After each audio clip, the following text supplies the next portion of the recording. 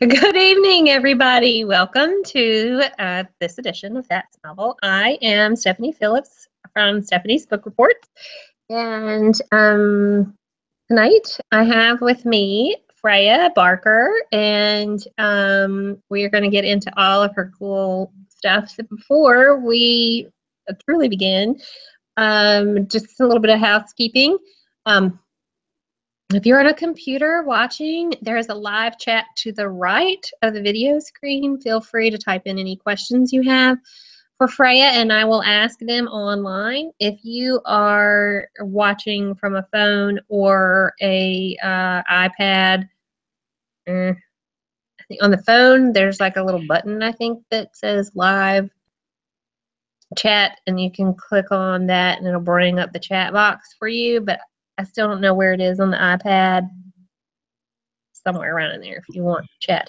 You will have to be signed in to Google to post in the chat box. So just so you know, in case you're watching from your television, like I know Laura does, she has to actually sign in via her TV in order to chat in the chat box. But feel free. And so if it looks like I keep looking to the right because I'm looking to see if anybody's going to type anything in the chat box. So I have my screen, so it's like that. Also, too, if you've watched the show for the last few weeks, you know my internet, I think, has been kind of wonky. It makes my computer freeze. And so we're going to try to get in as much as we can with this interview before, hopefully, it'll last the whole time. But in case it doesn't, we'll just go as long as we possibly can with Miss Freya here. But thank you, ma'am, for joining me. Hi. For those of you that don't know, Freya lives in Canada, and so it's really kind of cool. I love being able to talk to international authors. Like, I feel like she lives here in the United States, you know, because she's, I mean, really North America. But anyhow, it's just Close enough to the border too. yes, exactly. I mean, she just drives right on into the country sometimes when she has signings. So it's she's a neighbor. You know, it's just kind of funny. But yes, yet another international author here this evening. So just to tell y'all a little bit about how I met Freya, it's kind of funny. I had been hearing about this author, Freya Barker. I'm like, okay, I've never read this lady. And so you must have had a sale, or I don't know, maybe I was just curious. That would have gotten your attention. I'm cheap. Well, I mean, I'm also poor. Poor-ish. I'm a poor reader. I'm a stay-at-home mom. So, you know, those of you that, you know how it is. And my husband's like, your book money you're spending is atrocious. You know, so of course I try to be as frugal as I can with hello, that's why I started my blog for it.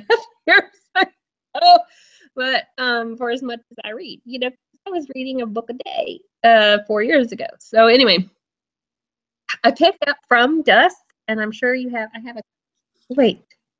There it is. There it is. There it is. I got that computer set so close to me.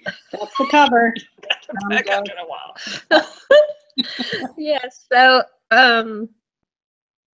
I couldn't put it down. Like, I didn't want anybody to disturb me. I read that sucker like lickety split. And then I did something that I very rarely ever do when I read a for me book, which is awful for a reviewer. But really, once you don't have to do it, you don't normally do it. I wrote a review and I posted it on my blog, and then I started stalking her. My first official stalker. Yes. So I sent her a friend request on Facebook, and then I think I don't know. I must have sent you a link or something, and I just was like, oh my gosh, you know, I love this book. I wanted you to see my review. I don't know.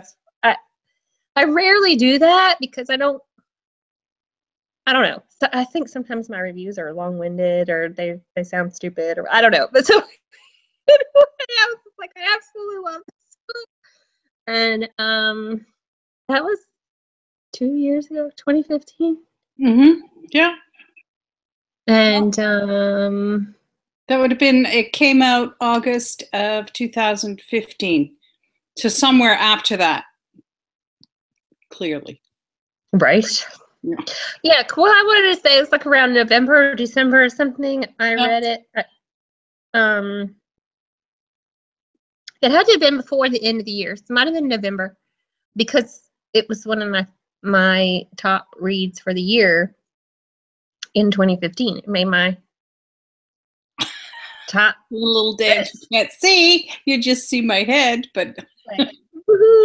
Yes, a little shimmy.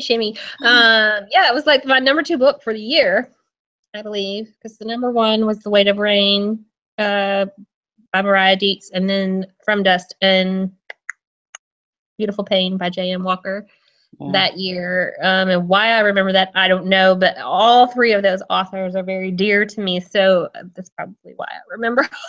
I couldn't tell you my top 3 for last year. It's bad. And I don't even know what my top 3 for this year would be either. I haven't even, but anyway. I was thinking about that the other day. I need to go through and look to see what books would be my top ones for this year. I haven't done that yet. Oh well, anyway. It's hard. I find it hard to pick too, because when I read quite fast. Actually, I can read a couple of books a day if there's no distractions, and because I used to blog too, so I was in high production mode, but my problem is that then because I read so fast, I also sort of process it out of my head when the next book comes along. So I don't linger over books very long. I don't know if that's a good thing or not, but I can't often remember that I bought books. Like, that looks interesting. I want to read that. Go to Amazon, one click it, and it says, you already bought this last year or earlier this year. It's like, what? Exactly. I had that same problem. That happens to me all the time. Yeah. Yes. Yes, I'm very guilty of that. Oh, I really read this book, and I already have it. So I can't buy it again. Mm-hmm. Yeah, I have that same problem, and that's exactly the same issue that I have as well. It's like reviewing for the blog. Granted, I've read 130 some odd books this year. So it's not one a day, obviously. I don't have time for that anymore, but still, even at 130, I still don't. It's just one right after the other, and I don't have a clue as to. Oh well, maybe by the time December comes, You'll have an idea. But I don't look through them again. Sometimes I just flip back, and then when I look at either my review or the blurb, sometimes it'll trigger something, and it's like, oh, that's right too. Now I remember. Anyway, It involves time that I really don't have. You don't either. Exactly. I think one of mine is probably going to be Michelle Layton. One of her books, because she made me cry. Ah, that's very talented to be able to do that. We like that. Especially with me, because I don't usually cry when I'm reading books. I'm very just like unemotional. I'm not an emotional reader. Right. Typically. And so I'm not either. I'm an emotional writer. When I write, I cry. I go into my street team and I go, guys, I made myself cry today. And because I don't usually cry for movies or whatever, books. Very, very, very rare that I feel any kind of that kind of strong emotion. But when I'm writing, then I feel all the emotion. So I'm a mess. I'm a mess when I write. Which is a lot of the time, because you write on a daily basis. I do write a lot. Yes, I write a lot. But it's a daily routine, like a meal to me. I got to get a couple of hours of that kind of focused time, it's good for me. I love it. So I'm not about to stop it. And so that produces quite a few books, you know, when you do it like that. Yes, quite a few, quite a few. Yeah. You won't find Freya lagging behind for sure. Let's see. You have released 5, almost 6 titles this year. 5 titles. Yeah, I've released 5 titles. Shutter Speed, Freeze Frame, that's one of the new series, the Snapshot series, and the third one of that series is coming out October 18th. And that'll be, I think, my last release for the year. I'm not planning to release more this year. I just want to settle down a little bit. And then and that series I've co-written with Katie Dove. And then I've also released 2 books. I love these books because they're my only books out of all, 16 books that I will have released that are based in Canada. And so that's beautiful Blake Savani on A Change in Tide, and this one released in August, A Change of View. And those are set in Canada. They're complete standalones. It's more of a collection than a series. I just wanted to do something where people could pick only one up, you know, not having to read everything or read them in order. You don't have to read them in order. The characters are not affiliated in any way. The only thing the books have in common is the setting, which is Ontario, Canada. Somebody from the far north of Ontario last weekend scolded me and said, what you write about is technically not Northern Ontario, because where I live in Ontario, the southern part is quite narrow and small, and then you got it spreading out north of Lake Superior. There's still a huge amount of Northern Ontario. Nobody the hell lives there, but it's there. No man's so land what I write about is kind of central Ontario technically, but we call it down south here, down south, where the wind blows and the snow, you know, crackles. But nobody sounds like me. Anyway, so yeah, this is all set in Ontario, and because it's beautiful and I love it here, and so it deserves to be written about too. And I hope that comes across in those books. So anyway, there's 2 more coming in that series, and then in the Snapshot series, I think they'll be after Ideal Image, which is coming out in 3 weeks. No, probably more. Whatever. No, shit, it's October already. It's the 4th. Okay, 2 weeks. 2 weeks. October 18th, that's coming out. That means that I have to start cracking on some stuff. 14 days. I thought I had a month left. Oh, oops. There goes my time. So that one will be the 3rd, and I think there will be 1 more book in that series. So those will come next year.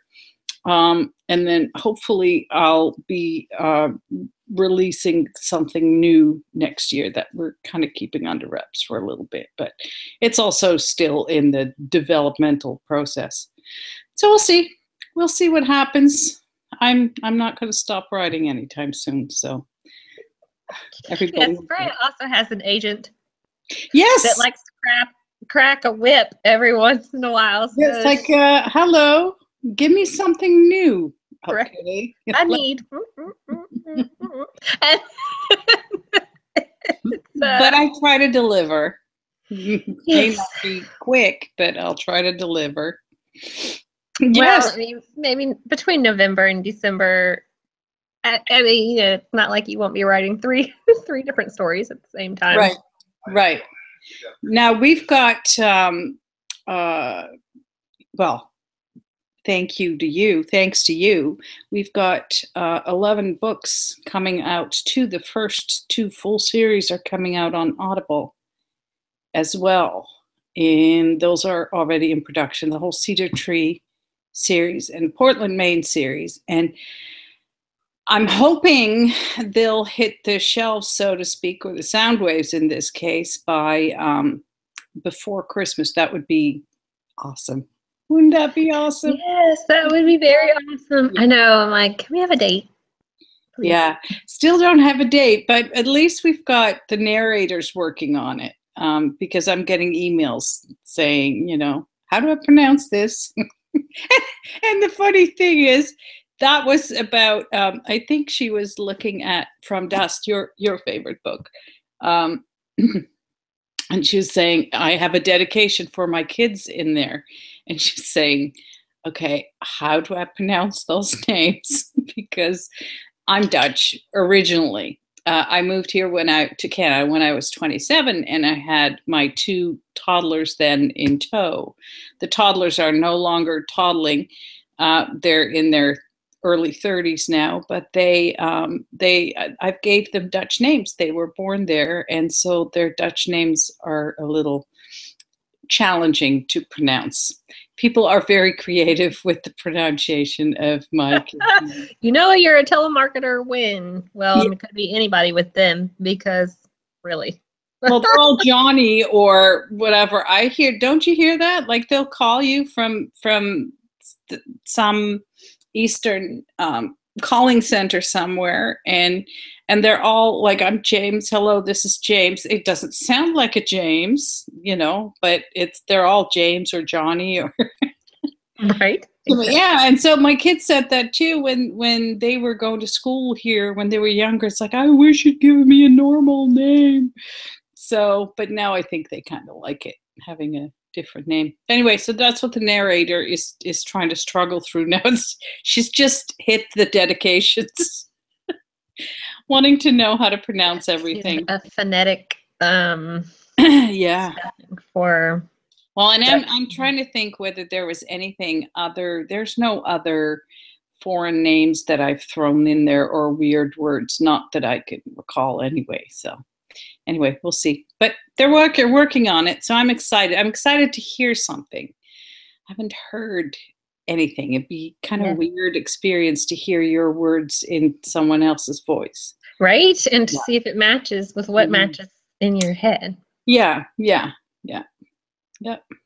So that would be foreign, I think. Like this is what it sounds like to me, and it doesn't exactly compute like that. But it's not like you can actually get that across because it's really hard to pick. I had given suggestions because this is Audible's baby. It's not. I don't have control over this process. Audible offered to do this, and right, we were like, hell yeah, yep, sure, sign on the dot. 11 stories, let's go. So they wanted to do both series complete, and we jumped all over that, and so I was able to make suggestions, and so what I found from the narrators that they ended up hiring. That they actually came really, really close. Like one of the female narrators who's looking at Cedar Tree series, she's done a lot of Nora Roberts' work. Like she's done some really big name authors, and I really like her voice.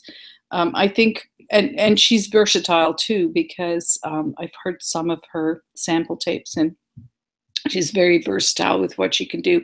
My issue with it is that I get irritated easily when people exaggerate enunciation when they do a book.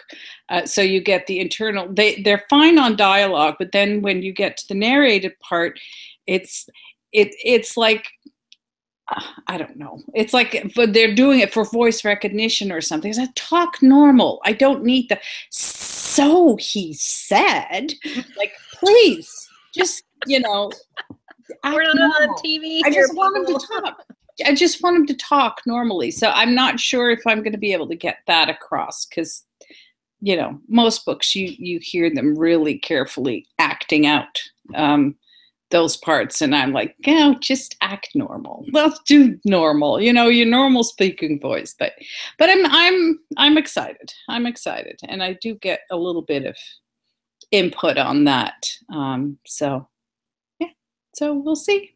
we'll see. Fingers crossed that it's out for Christmas. That would be awesome. At least one of them, please. Yeah. True. Yeah. Yeah. At least one of them. That would be wonderful. 1 out of the 11, maybe even 2 out of the 11. Cedar Well, Tree. there's a different set of narrators working independently. So there's one set of narrators, a he and a she, working on Cedar Tree, and one set working on Portland, Maine, the series. So they work independently from each other. So it would be concurrently. I would think that they produce. It looks like it anyway. So, yeah. Let's splice and dice and put it all together, and let's get on the show on the road, people. And then seeing how that develops, if there's an interest in the audiobooks, then the books that I published this year are independently published. The other ones run through Ever After.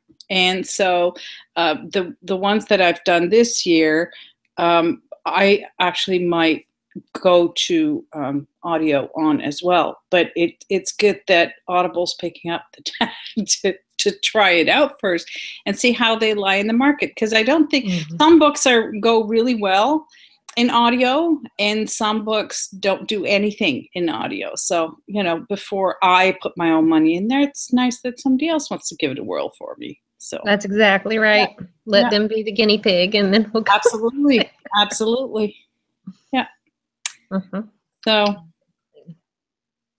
Yes, and so that y'all know, Freya does write contemporary romance stories. Some of does have some suspense, and she has her Portland, Maine, which is the From Dust, Clear Water, Still Air, Through Fire, and I didn't name those all in order, but that has a little bit of like women's fiction-ish, because it's the characters are older and they have life experiences, as like once you reach your 30s, you have a little bit of, and a little bit more of as you get into your 40s, so on and so forth. And so it grows, yes. Yes. Yeah. And so they're a little bit different. I mean, they're not like, the new adult 20s, fresh out of college, let's hump everything in sight. These are characters that have responsibilities. They have life experiences, some traumatic, some dramatic. Well, especially in the Portland, Maine series, because really the 4 women that we describe in the Portland, Maine series, those stories are actually all based on real life stories, on true stories. So the From Dust, the main premise of that story, and I'm not going to tell you what it is because it'll spoil, for those who haven't read it yet. But the main premise of that book is something that actually happened and didn't leave me alone. It was a news story, and it ate at me for years, and then finally I turned it into a story, and so that's how the other 3 followed as well. Those are all true life stories that I just picked up and ran with.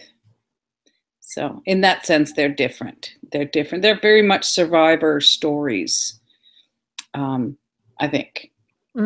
Each of those women definitely have survived some stuff. Yeah. some life instances, and what's kind of cool about that series, which I like, is that the female is the lead of the book. A lot of times, majority of the time, it's the male that's the lead of the book. Now, it's not like you don't hear from the men in the Portland, Maine series, but they're not like you get the sense when you read it that it's the female that's the strong backing of the story. the overall. It's about her. It's about her life and her experiences. And though you do get some, the men, it's not, the focus is not all on them, which I like because it's different. And sometimes I like to read stuff that's not always the same. I mean, there's a gazillion books out there. Sorry, I like to play with my hair as I'm sitting here.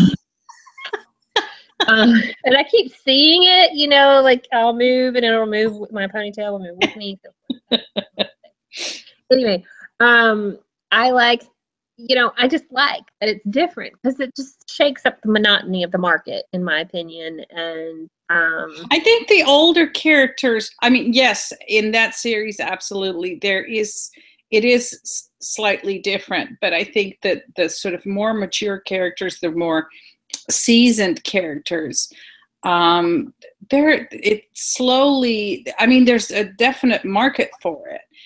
Or a market is, maybe I should say that the market is opening up for it, because when you look at demographics, in terms of who is actually reading, it's often the largest chunk is over 35 to 55. That's the largest chunk of the reading market, which is interesting because when you look at what is on offer in terms of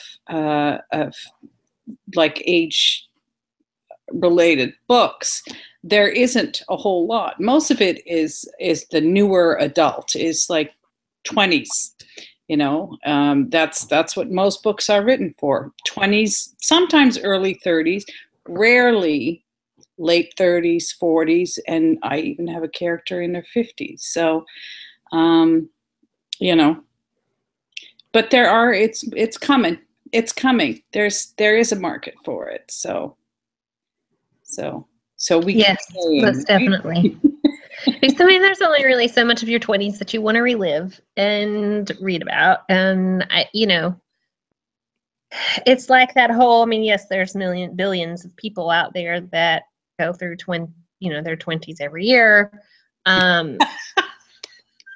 But, this is true. Or in their lifetime or whatever. And so you live through that time period, but it's like the Regency time period. How can there's thousands of books in that are based in that 10-year period of history for historical romance.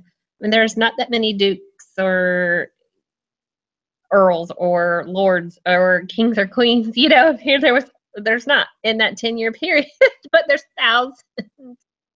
Yeah, and I can see why that would happen, because some people truly read to escape what they live, whereas I like to look at things that I can or read things where I can place myself. So I mean, the more realistic it becomes to me, the more drawn in I get, because I recognize things. And so that's the kind of stories I want to write too, that like nothing happens. First of all, nothing happens in isolation. So when I build my little worlds around the characters, they have to eat, they have to go to the bathroom, they have to, go to work. There's things that happen around them. The story can't be isolated. The plot of a story cannot be isolated, because time doesn't stand still. This whatever your plot is does not occur in a vacuum. So I pay attention to, or I try to what goes on around it and the people that are around them, and so I guess that's when people can relate to that, because they can see themselves sitting at the kitchen table having a cup of coffee and chatting with these characters, and there's angst related with that, but that's just general life. But I don't tend to create a lot of the younger angst, maybe different angst, but not the sort of the what you expect in a lot of romance books. Mm-hmm. There's not a lot of drama either, which I like, because I'd much rather have angst than drama. Yeah, drama get on my nerves, and I'm just like, yeah. You know, Yes. flip, flip, And flip. it's the eye roll sometimes when I read, it's like, oh, good Lord, get over yourself, ask him for. It's like watching the movie and the heroine, there's a murderer running around and the heroine takes the stairs up instead of the stairs down. It's like, are you for real? Like, this is how I read, for real. Like, I can't, I have to be able to imagine it. So, yeah. Your hair's nice. Thanks. Because I keep playing with it. I always have I'm just looking at you going, Yeah. Well, I always have this little sprig of hair. See, it's kind of trying to come out. I have this little sprig. See. And it doesn't get any longer than this. And so I have to keep twirling it around every time I have my hair in a ponytail, which is like every day. This stupid little sprig does not want, and see, now I want to pull it down, put it right back together. Like, okay, maybe if I mesh it together with the rest of this mop, then it might stay up there, but that's highly unlikely because it just likes to show itself. And so I keep trying to push you're getting 2 for 1. We're not only talking about books. You're getting hair advice now too. I'm looking with great interest. Yes, I don't know how to smooth out my speed bumps and all that jazz. Like one of these Wednesdays, I think to myself, I'm going to straighten my hair for the show. Yeah, no, that hasn't happened yet. It's because this is all on the fly. Like, I've known you now for a couple of years, and you do things on the fly. It's like, okay, now I'm doing this, and when you say now, it's now. Like, I do this now, I need this now, I'm looking at this now. So, but you are incredibly busy with everything you do. Plus, you've got little ones running around. Well, little-ish ones. Yes, 5 and 9. Yeah. So I don't have that. Mine are, see ya. Yes, gone. exactly. Yeah. They're adults. And eventually, maybe after this year, you'll have. When I say this year, it's maybe still a little bit too soon. You might have some grand littles running around if your son and new daughter-in-law get to. Yeah. Get to work on nice. Hinted. No, I'm trying not to be the mother who goes, and are we doing anything yet? I'm trying not to be that mother. Practicing at least. No, I'm trying to stay quiet. Let everybody ask the questions, and I'll just sit back and wait for information to come my way. Yes.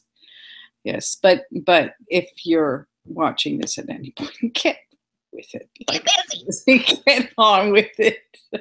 Right, exactly. And don't be taking any protection. Don't be wearing that mask.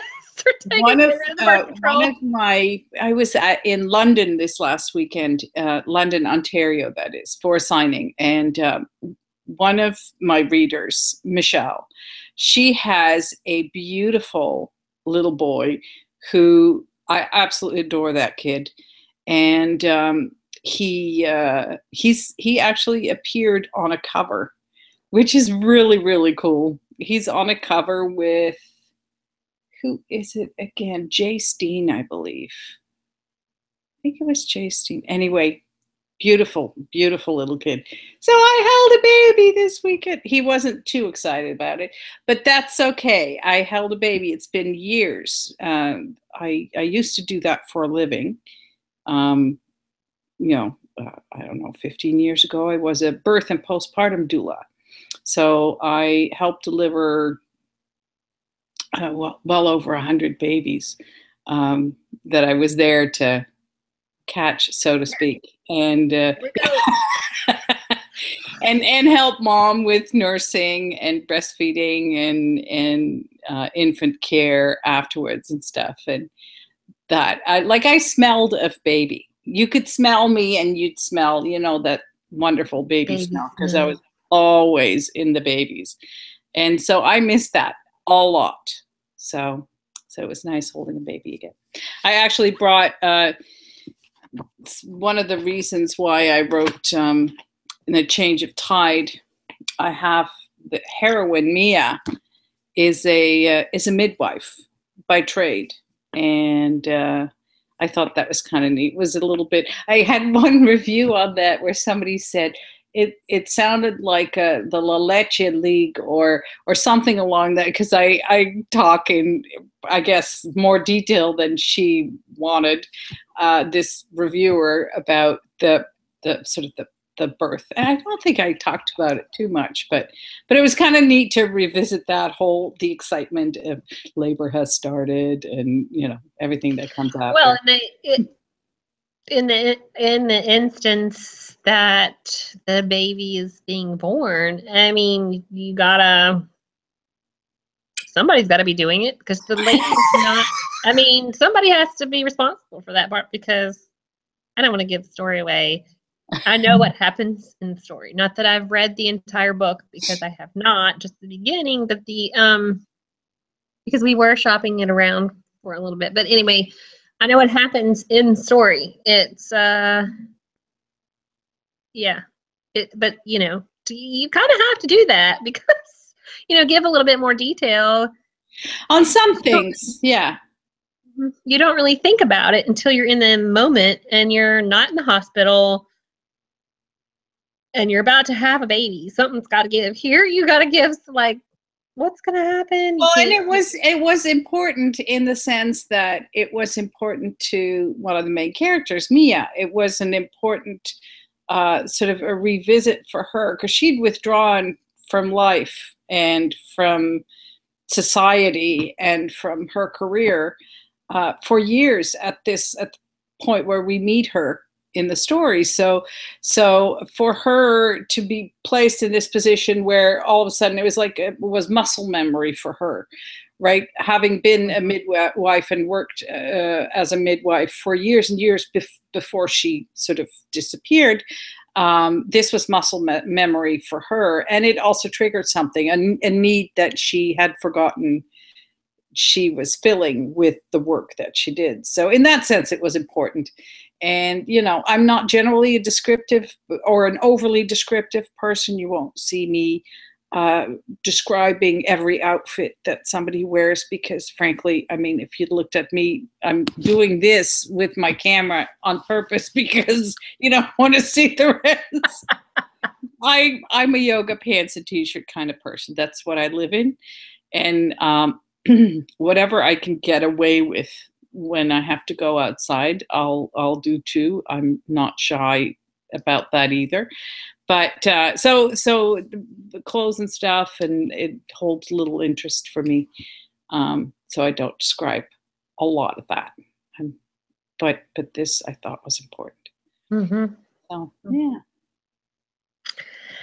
Yes, I'm actually reading a story right now that's not Freya's. It's obviously a different author. And she had a baby. The child is like 15, 16 months old in the book, and she's still breastfeeding in the story. And so they're talking. I'm like, yes, talking about breastfeeding, and the child actually weans herself in the story.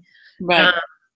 Which neither one of my children did. They would probably still be breastfeeding if I didn't say enough. Just stop already. Closed for business, people. Because they both nursed for 3 years. So wow, good for you. 3 years, and so there was like 6 years of continuous breastfeeding. I was done. But it was great to see that in the story, and to have her talking about that. And then another character who's expecting the book was like, I hope it's as easy for me as it was for you. And she's like, oh, it's a big deal. I mean, it is, but just to have them openly talk about that kind of thing in a book, and then using a midwife or a doula, whichever way you want to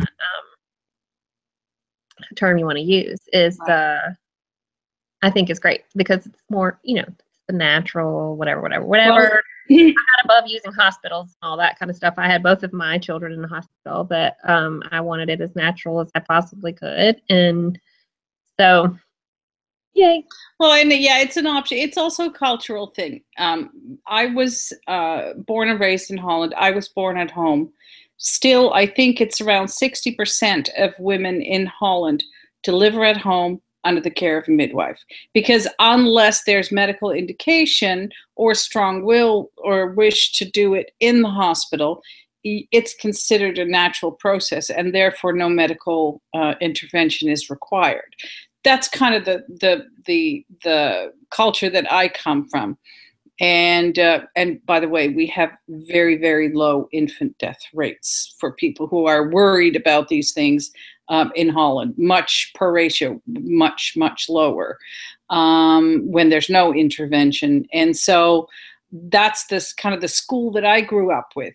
My kids were both born, my daughter I tried at home, and I have a misformed pelvic structure, and so I was unable to deliver. I ended up having a C-section with her.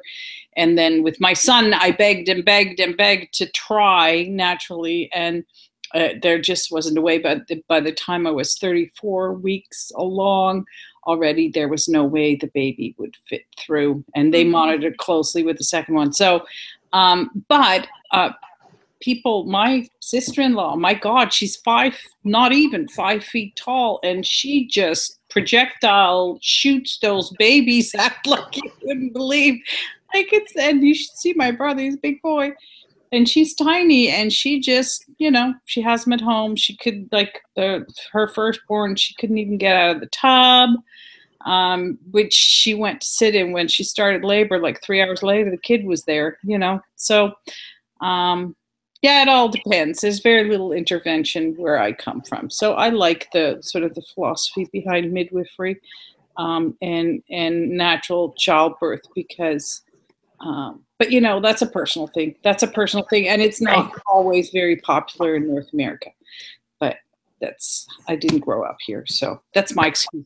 Right. Exactly. Yes. Well, I did. I mean, obviously, I grew up. Yeah. In the hospital here in the town that I live in, 90% of the births, I think they said at this hospital, are done through C-section, which I was like, don't. But there's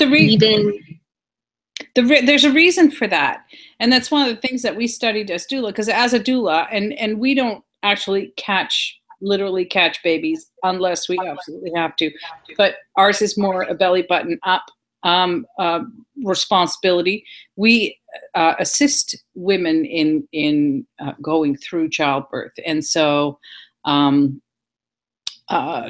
lot of my patients, clients wanted really to minimize interventions, medical interventions, whether delivering at home or in the hospital. It was not relevant. It was just the wish that as little as possible would be interfered with. And so, but the problem is that once that starts, and the hospital's so set on it, you come in, you're in labor, and the first thing they ask is, when do you want your epidural?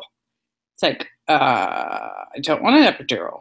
But, so, but once that one, it's set, there's little control. There's so little control that you have once the interventions start. And that's why they often end up with a C-section, because you become physically unable to make the adjustments that are necessary to bring it to anyway, we're getting really, really technical, or I am.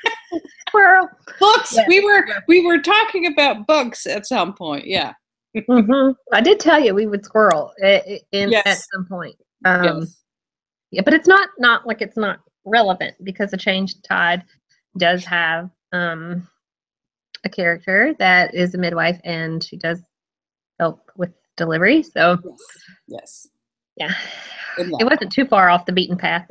No, it wasn't. It wasn't. And it's funny because that's the other thing. I think part of that was also my missing it. And so I write that in. There's a lot of me in a lot of the characters, in a lot of the books that I write. The last one, Lilo, in A Change of View, she's me too. She's me in a lot of ways. And it's wonderful to be, that's, you know, I mean, I'm totally selfish when I write because I get so much out of it. And I'm happy when readers get a lot out of it too, absolutely. But if I'm very honest, it's not why I write. Why I write is because of what it does for me. So yeah, I'm a selfish writer. So I apologize in advance if a story doesn't go the way you wanted it. It goes the way I wanted it. Right, exactly. Yes. Did you post today your Powered by Indie? Yes, I did. Yeah. So Amazon has this thing, and this is not totally off the beaten path here. Y'all that are listening will see why.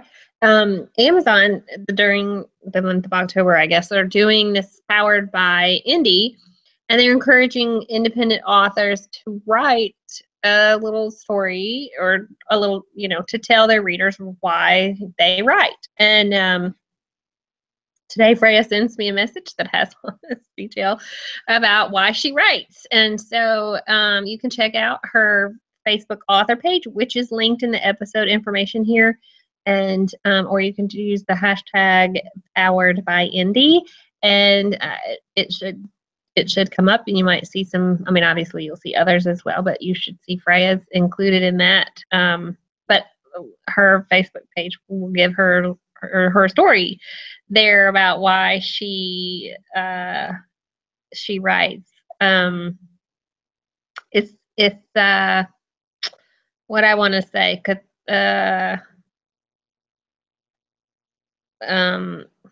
I don't know. It keeps you sane is what I want to say. Cathartic. I don't know. I can't say the name of the word right, but it keeps you sane. Well, for me, absolutely. It's like I actually wrote it down here, except I can't read it now because I don't, excuse my reading clips. So I started writing just to see if I could, and I found that I was able to wean myself off a mountain of medication that I took every day just to get through. And so now I'm on barely any. And it is therapy for me. It's an addiction. It's therapy. I feel unsettled when I'm not writing. Yeah, take this thing off again.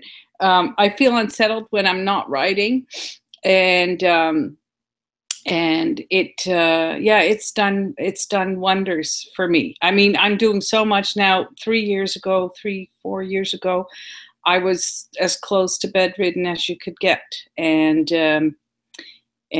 I'm traveling. I'm going everywhere by myself or with friends or whatever, but I'm all over the place, and I'm doing stuff I never thought I would be doing, and meeting people everywhere. And it's been an absolute second lease. It reinforces too what I try to put across in all of my books is that, there's no such thing as too late. Too late does not exist. There's always an opportunity. We all hit road bumps in our life, all kinds of road bumps, and there's no need to compare with others as to who has it worse. It doesn't matter.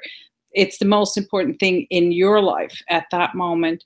But the important thing to know is that it doesn't end things. It alters things. So you have to learn to sort of twist around the issue, find another way to get what you need from life. So this way you can keep bumping your head into what you can't do, or you can try and find ways in which you make what you want a possibility again. And I think that's what I've done more than once in my life. Is my brother-in-law calls it, I'm a master at reinventing myself. And that's what I've done. And that's what I've done now. Again, is just, there's so much to be happy about. There's so many beautiful things, so many beautiful people. And so it doesn't matter what restrictions life has put on you. you can find ways to get what you need out of it. And so anyway, that's what I try to put across in my books too. Kind of an incurable optimist in that sense. Yes, well, that's a new lease on life for sure, because you have, I mean, excuse me, there are difficulties, but you're not stuck in bed anymore, and you've made new friends and seen lots of new places. And she's been to the United States this year. How many, like 6 times? I spent a lot of time in the U.S. I was in New Orleans and Louisville and Columbus. It's usually my stop off. I was in North Carolina. Sorry, I apologize. North Carolina. I'm still going to next week. I'm leaving for Portland, Maine, where there's a signing. So it's kind of neat because Hubs and I have attached a couple of days for a nice trip along the coast there of Maine and through the New England states, which are beautiful with the fall colors. And then I'm flying to Las Vegas for an event there at the end of the month, Halloween. And then the weekend after that, I'm back in the US, but driving to West Virginia. So yeah, I spend a lot of time. I spend a lot of time in the US. Yeah, I do. Yes. Well, and one of those, the North Carolina event was for where we actually got to meet in person. Yeah. And she'll be with me again in New York next August. Very excited about that. Never been to New York, believe it or not. And it's not that far even, but I've never been to New York, so that'll be an experience too. Yeah. Is your husband going to come with you? No, Manhattan. I was in New Orleans for the first time, which I fucking loved. It's so awesome. That is such a beautiful place. Anyway, with my sister-in-law, who is really cool, and she loves to travel, and so she came with me, and she was phenomenal. And she's already said that get my walking shoes ready for New York. So she's probably coming to New York with me. Yeah, so that'll be fun. Yay! No, Portland, Maine's actually the first time I was able to get my husband to come along, and it's only because it's Maine. He likes New England, everything New England. It's close to Boston, his Boston Bruins, his Red Sox, his Patriots, his whatever. So I don't know why he loves all the New England teams, but he does. So yeah, that's the only reason why I was able to drag him along. I just said, okay, it's been 2 years. I've traveled everywhere by myself. You're coming. So he's coming. Isn't Bruins hockey? Is he cheating on Canada? Yeah, no, I'm the Leafs fan against better knowledge almost, but he is the Bruins fan. He will always be a Bruins fan. And that hails back from when he was young. And I don't know what precipitated that. I think Bobby Orr was his favorite hockey player. And he was a Bruin. So yeah, and then the Red Sox, for his 50th birthday years ago, I actually surprised him with a road trip. I had organized a road trip into New England, and we did Boston, and I took him to Fenway Park, and we went to Gillette Stadium in Foxborough. And so, we did all the sports things then. So that was kind of neat. Yeah. Yeah, but he's always loved them. I don't know why, but there you go. He's Canadian, right? Yes. Oh, yeah. Born and bred, farm boy. Yeah. I mean, it happens, I suppose. But this is kind of. It's funny. As diehard as Canadians are about hockey, that's kind of crazy. It's funny that he is an American team fan. I know, and but I think it was because. Well, with hockey, the thing is, there's a lot of Canadian players. Whether you're talking about Canadian teams or U.S. teams, it makes no difference. A lot of Canadian hockey players, because we put a lot of money, effort, time into developing our youth. I mean, we had Mark's son, my stepson, he played rep hockey, and I'm telling you, that is quite a commitment from the parents, on the parents' part. So, so yeah, we do love our hockey. We do love our hockey, but we're not, borders don't bother us much in terms of what team, unless it's Canada versus US, then there's no, you know, Canada all the way. Sorry, guys. It happens. It happens. Yes.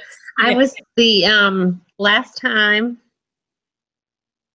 I was in Canada. Was it the last time? I guess it was. Well, the last time I was in Montreal, it was just after, it was not like several months after the Carolina Hurricanes won Stanley Cup.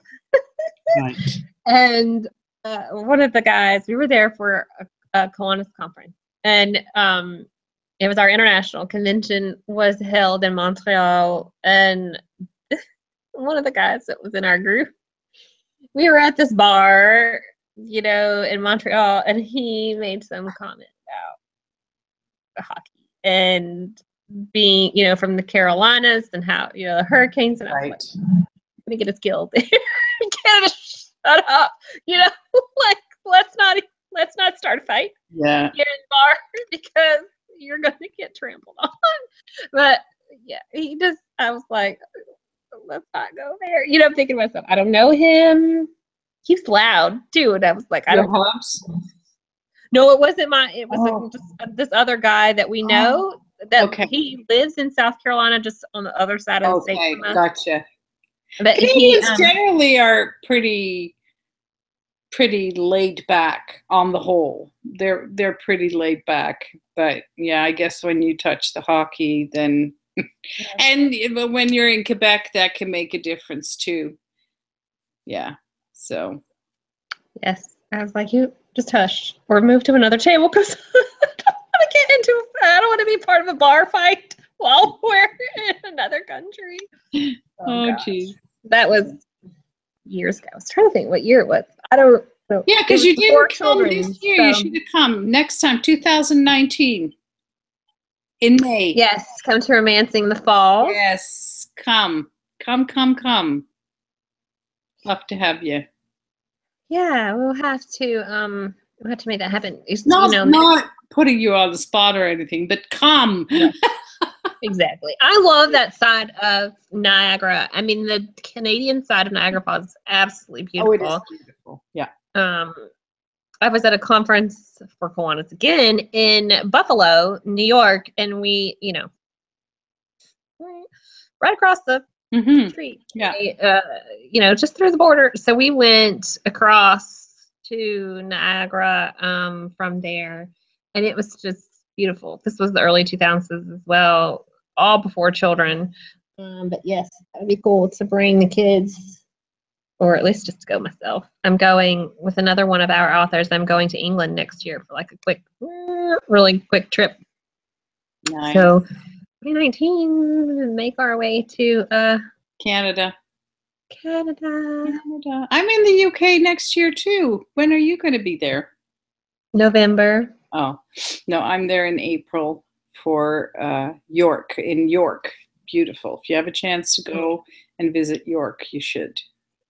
There's a second signing there in 3 years. Tattooed Bad Boys. Mm. Yes. That's a sign. We will be at the Brighton. Okay. Signing. I don't remember what it's called. I just know it's in Brighton, England. And we're basically going for like 24 hours, flying in on Friday and leaving on Sunday. I'm like, hello, jet lags. Oh, no kidding. No kidding. Oh, so next year. You'll skip a night flying out. Mm-hmm. And you'll have a really long day flying back. Tell me about it. I'm like, seriously. But them's the breaks. Yeah. So I might wake up in time to get the kids from school on Monday. I don't know. Oh my God. That is really, I mean, because my mom now, my father passed away earlier this year, but I still have family in Holland. And so I try to go every year, every 2 years if I can. And so I usually make sure that I go for longer than a week, simply because recovering from the flight for me is a very big deal. Mhm. It's a very big deal. So I usually take a week or so to recover from that. So I'd like to have some time that I feel good before I have to do it again the other direction. So that's kind of my issue. Yeah. Yes. If I didn't have little kids and had to get, didn't have to get them from school, I'm sure we would stay longer. Yeah. Maybe. The excuse me, the travel agent that I'm working with, she's like, "You're crazy." I'm like, "Well, I can't help it. I have to be, I mean, somebody's got to get the kids." If my husband wants to take extra time off of work, if I could convince my mom to stay a little longer or to come anyway and get the kids, I wouldn't have to rush back. But it is what it is. You grab what you can. yes, and I'm not really in charge of this trip anyway. It's the author, the one, and so yeah, it should be quite interesting. I'm looking forward to it. I mean, it's a year away still, but we shall see. It'll be nice. Yes. And then Canada the year after that. That would be cool. I mean, I love that area. So, I mean, You can drive. Well, Yeah, you can. Sure you can. I'm going to fly to Toronto and then drive down. How far is it from Toronto? It's Niagara Falls about an hour from the Toronto airport, and it's about 35 minutes from the Hamilton airport, and it's about 45 minutes from Buffalo. So any one of those airports, there's 3 airports that you can come in on, and there's shuttles from every airport. I mean, they're not free, but there are shuttles. Right. Yeah, there's a direct flight from here at the beach to Toronto because we have lots of Canadians that come here. Yeah. To get out of the snow, and so we have a direct flight from here to Toronto. I mean, I'm sure we've probably fly to Buffalo as well too. Buffalo, a lot of the Buffalo flights go through Chicago for some reason. Like I found that trying to find flights that a lot of them. Yeah, Toronto would be more direct, probably the most direct. But yeah, from here. Well, it's such a small airport here. Oh, yours. Okay, yeah. Yeah, because Toronto is not small, but yeah. But it's I don't know I don't know which airline. Allegiant, JetBlue, Spirit. I don't know. It might even be American for all I know, but somebody flies direct from Toronto to here. Yeah. Nonstop. So I don't even have to stop. But to get a rental car, drive down, or ride with somebody. I don't know. Maybe Joanna could pick me up. We can ride there. She's in Toronto, isn't she? Joanna J.M. Walker. She is. Yeah, she's not Toronto. She's actually we're hair twins. She and I. She always calls me her hair twin. Yeah, we were in London together this past weekend. So she's in London, which is about an hour and a half from me, and I'm about 30 minutes from Toronto. So I'm stuck in the middle. There you go. So I'd be closer. For me to the airport is only 20 minutes. I'll come get you. Yay. Yay. We can do that.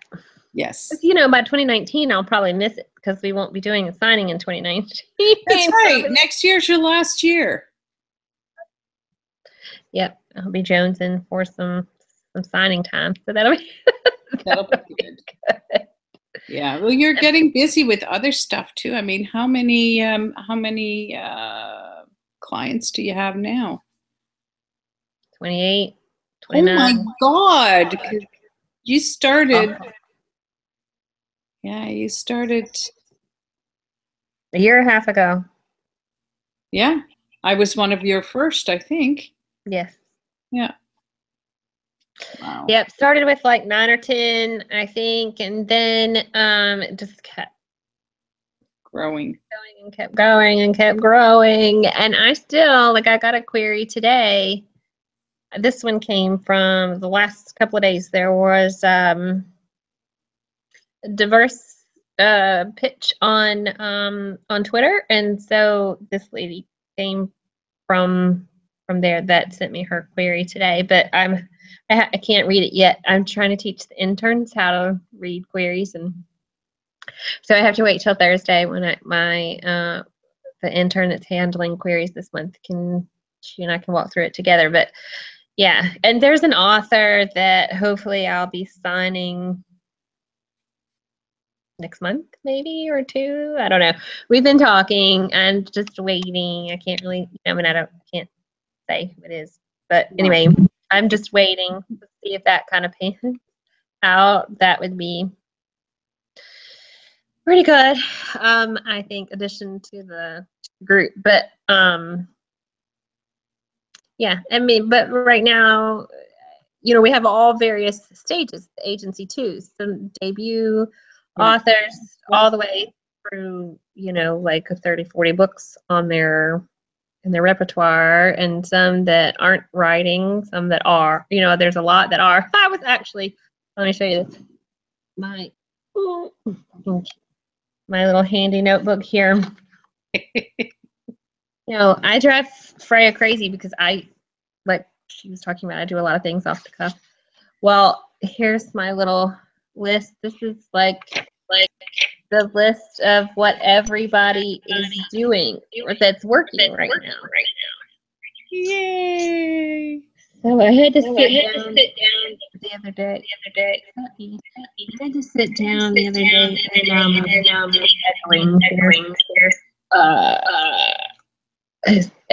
out who was where, who had what was I doing with whom. That's kind of scary for romance, but it's just trying to make sure I didn't leave anybody in the dust. With 29 people, it's kind of chaotic. But it is. It can be.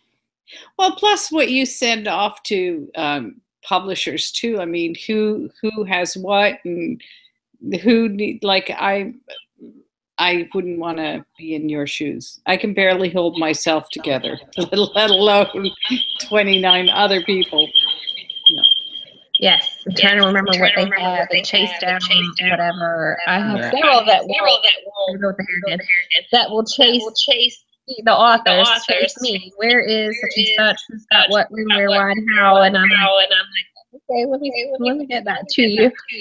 Kind of thing. And I'm always looking for new, like there's a new audio company that we might like I've submitted stuff to today that we might be working hopefully with. Hopefully. The one through Kobo? Maybe say Novel Audio. Oh. They found me on Twitter, and I started a conversation with them on Twitter, and then email. And so today I sent two books over to them that are future releases from some of our authors. That's what they prefer is get stuff prior to release. Right. All right. Well, here you go.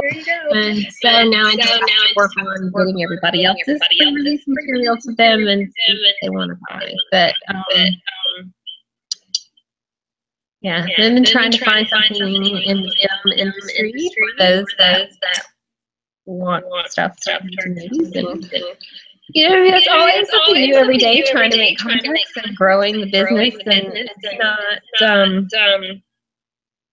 SPR Media, for those of you that don't know, it's only a year and a half old, and it's so weird trying to get our foot in the door everywhere. It can sometimes be a challenge. Yes. Well, and a lot of times, like they're with the movie thing, a lot I have come to understand. A lot of producers and studios go to those that are members of the American Authors Association of American or Association of Author Representatives. Right. That's what it's called, but I can't. Yeah, there is an echo, and I don't know where it's coming from. But anyway, Donna just said there's an echo. Yeah, I could hear her. There is an echo. So anyway, they approach agents that are part of that association. I can't be a member of that association until after 2 years. And so kind of a let me try to weave my way in somewhere. But those things will all work out in the end, right? I mean, because you're almost there. You're almost end of the year. What is it? May next year? April next year? Mm-hmm. You'll be at 2 years. So that's going to fly. That's going to fly. And you've got the required contracts for it. So you're good in that respect too. I'm echoing too. I can hear myself back. Yeah, I don't know what the problem is. But at least it didn't. We made it to 9:13 and it hasn't frozen. So I'm like, oh yeah. My husband and kids are on the way home, so he asked me if I was done. I'm like, not yet, but we will be by the time you get here. Because the munchkin will be like, I'm going to be on YouTube. No, you were underage. So does he do this every Wednesday when you have a show? He takes the kids out of the house? Because otherwise there's no way that you can get your privacy.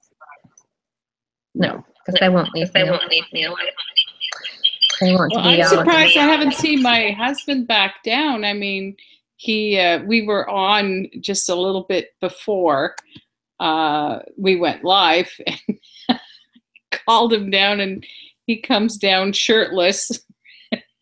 Luckily, the camera. They're mating. Yeah. Oh my God. Anyway, he makes me laugh. So, but that was not live. He said he'd be back, but I haven't seen him back. So we might have scared him off. Nah. He lives with me. He doesn't scare easily anymore. There may have been a time where his eyebrow took up permanent residence in his hairline, but no, not so much anymore. Now it's like, oh, whatever. Yeah, that's more the style. Exactly. Oh, that's Freya. Yeah. For you, but yeah. Yes. Well. I do appreciate taking time to come and visit this evening. It wasn't as bad as you thought it was going to be, right? No, it's just that I have a thing about cameras directed at me that makes me go all weird. And whether it's video cameras or whatever, I'm not one for this side of the camera, for sure. But it was fine. I didn't do too many weird things. So we're good. We love to see your beautiful face. Aw, thank you. I'm sorry. Everybody, like after 9 o'clock, everybody. They know. You're supposed to be done now. Okay, well, sorry. I'll get off now. You're all right. It's all good. Anyhow, well, thank you. And y'all look for Ideal Image. Yes. I was like, took a second there. Yeah.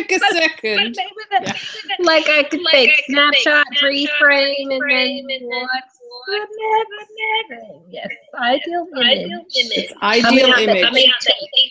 Yep, 14 days from today, it will be available on Amazon and through Kindle Unlimited. So there you go. And a couple of days before, we have an exciting little sale for the previous 2 books in that series. So keep your eye peeled for a sale on those 2. Yes, I love those covers. The lens on the cover. The focal point. Yeah.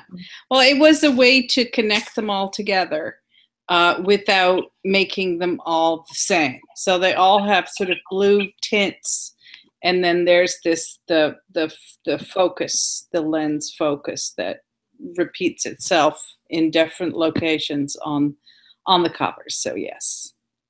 Yeah. Well, thank you very much for having me. You're welcome. It was relatively painless. Yay! And we'll talk to you again soon. All right. Thank you. Okay. Good night. Bye. Good night. Bye.